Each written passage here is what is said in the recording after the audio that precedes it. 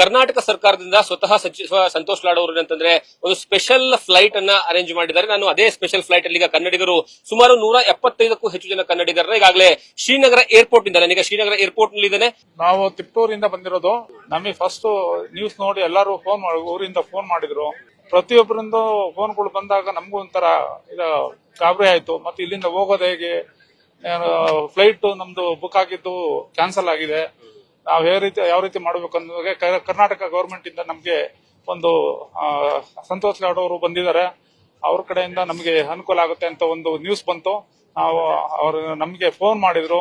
ನಮ್ಮ ಹೋಟೆಲ್ಗೆ ಬಂದು ಸಂತೋಷ್ ಲಾಡ್ ಅವರು ಮತ್ತೆ ಅವರ ಗ್ರೂಪ್ ಎಲ್ಲ ಬಂದ್ಬಿಟ್ಟು ನಮ್ಗೆ ಧೈರ್ಯ ಹೇಳ್ಬಿಟ್ಟು ನಾವು ಯಾವ ವ್ಯವಸ್ಥೆ ಮಾಡ್ತೀವಿ, ಬೆಂಗಳೂರಿಗೆ ಕರ್ಕೊಂಡು ಹೋಗೋ ವ್ಯವಸ್ಥೆ ಮಾಡ್ತೀವಿ, ನಾವು ಹೇಳೋವರೆಗೂ ಹೋಟೆಲಲ್ಲೇ ಉಳ್ಕೊಳ್ಳಿ ಅಂತ ಹೇಳಿದ್ರು. ನಂತರ ನಾವು ಅಲ್ಲೇನೆ ಉಳ್ಕೊಂಡ್ವಿ.